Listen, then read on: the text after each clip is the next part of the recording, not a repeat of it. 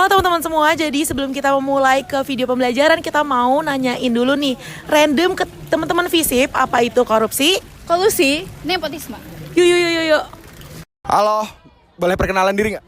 Oke, nama aku Fatir. Di sini aku dari FISIP Psikologi angkatan 2024. Halo, boleh perkenalan nama dan jurusan? Aku Lail dari Prodi Ilmu Komunikasi. Halo, boleh sebutin nama sama jurusan nggak? Aku Pio, aku dari Psikologi angkatan 2024. Halo kakak, mungkin bisa perkenalan diri terlebih dahulu. Halo, namaku Aurora, aku mahasiswa ilmu politik angkatan 2023. Halo Kak, boleh perkenalkan diri Kakak? Halo, aku Shali dari HI angkatan 25. Sebelumnya, kamu tahu nggak apa itu KKN atau yang biasa disebut korupsi, kolusi, nepotisme? Korupsi itu mungkin kita kayak penggelapan dana atau suatu usaha juga bisa. Itu kayak kita penggelapan demi keinginan kita sendiri. Lalu untuk kolusi itu kita kong kali kong atau kesepakatan dengan orang untuk menggelapkan sesuatu. Untuk nepotisme kita kayak menggunakan kekuasaan kita untuk memberikan hak kepada orang yang kita pilih. Kalau dari sepaham aku sih, korupsi itu kayak mengambil hak orang lain gitu sih. Kalau korupsi aku taunya korupsi itu adalah apa ya? Contohnya menimbun uang. Kalau nepotisme adalah menggunakan power orang yang kita kenal gitu lah, misalnya kayak keluarga ataupun kerabat dekat. Kalau kolusi aku kurang tahu. Oke kak, mungkin setahu kakak nih, kakak bisa ngasih contoh nggak apa itu korupsi, contoh kolusi, dan contoh nepotisme? Buat contoh korupsi yang paling aku highlight itu terkait bansos waktu zaman COVID. Itu menurut aku parah banget sih. Itu harusnya bisa dibagiin ke masyarakat, tapi ternyata dibuat keuntungan pribadi, merugikan lah saat itu, dimana kondisi ekonomi juga lagi nggak baik-baik aja. Kalau kolusi, ini maaf ya kalau salah ya, kolusi itu kan aku nggak terlalu tahu juga ya, tapi kalau nggak salah itu mirip-mirip lah sama nepotisme, gimana ada kerjasama untuk saling menguntungkan. Nah, menurut aku salah satu bentuk dari kolusi itu sendiri adalah ketika ada kasus, terus abis itu dari pihak jaksa sama pihak kepolisian itu sama-sama bekerja sama untuk pada akhirnya memenangkan kasus tersebut kepada pihak yang seharusnya itu salah gitu kan. Banyak tuh kejadian-kejadian kayak gitu nih, harusnya dia dihukum, tapi karena dibantu sama polisi sama jaksa, akhirnya dia nggak dapat hukuman yang sepantasnya. Kalau nepotisme nih kak, itu sih Kalau sedikit tahu dari dunia kampus gitu, kira-kira ada tahu nggak? Mungkin kalau korupsi itu aku anggapnya sebagai pengambilan suatu hal, misalnya bisa itu uang ataupun yang lain yang tidak seharusnya diambil. Dan untuk nepotisme itu salah penggunaan kekuasaan yang berasalkan dari privilege yang dia sudah ada. halo teman-teman, boleh nggak aku nanya ke kamu, kasih contoh dari korupsi yang kamu tahu? Apa ya? Mungkin korupsi pemerintahan. Kayak kemarin contoh kasusnya di tambang, suaminya Sandra Dewi.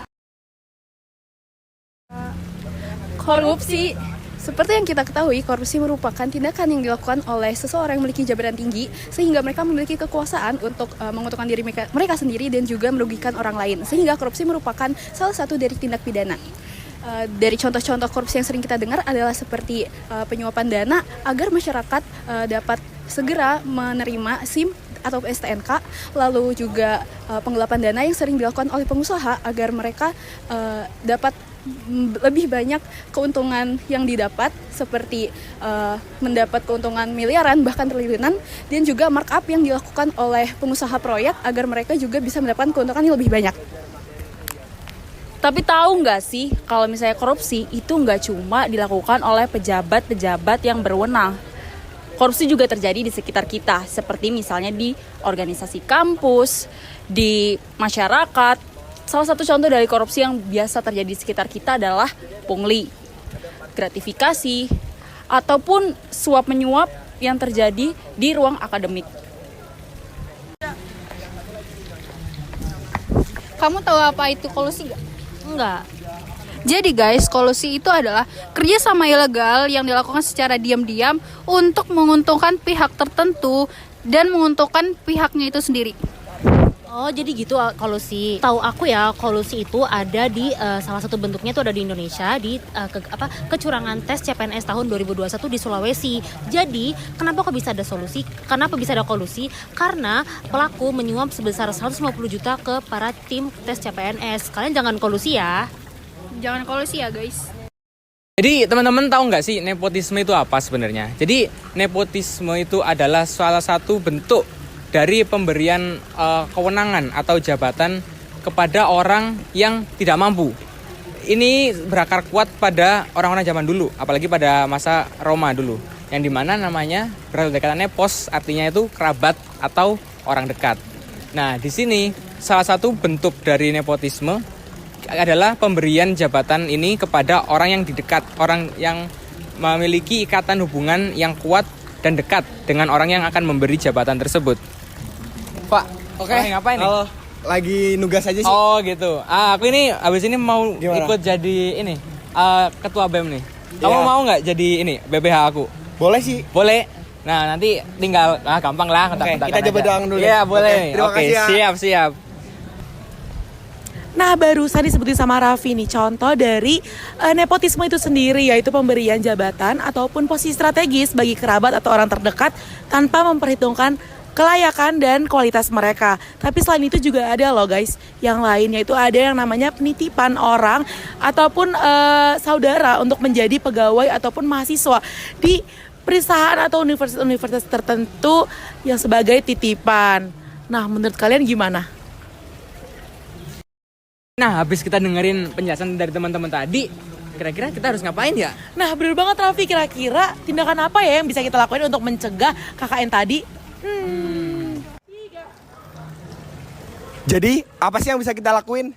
Yang pertama, tolak segala bentuk korupsi, kolusi, dan nepotisme. Yang kedua, junjung integritas. Sebagai insan yang akademik, yang pintar, cerdas, dan bertakwa kepada Tuhan Yang Maha Esa, kita harus tetap berintegritas dan menolak segala bentuk korupsi, kolusi, dan nepotisme. Yang ketiga, yaitu awasi dan laporkan. Jadi, di Indonesia ini ada beberapa lembaga untuk melaporkan segala bentuk dari korupsi, kolusi, dan nepotisme. Seperti KPK, LHKPN, dan lain-lain. Yang keempat, pilih pemimpin yang berintegritas. Jangan lupa itu, gunakan hak suara kalian sebaik-baiknya. Dan yang terakhir, edukasi dan ajak orang lain. Semuanya bisa dimulai dari diri kalian sendiri. Kalau kalian masih melakukan hal-hal ini di kehidupan sehari-hari kalian, korupsi waktu, korupsi uang, jajan SPP, dan segala macam, tidak akan berdampak ke banyak orang. Jadi jangan lupa, tolak segala bentuk dari korupsi, kolusi, dan nepotisme. Halo, aku Yasmin. Aku Risha. Aku Delphi. Aku Raffi. Aku Dani. Aku Anin. Aku Papa. Kami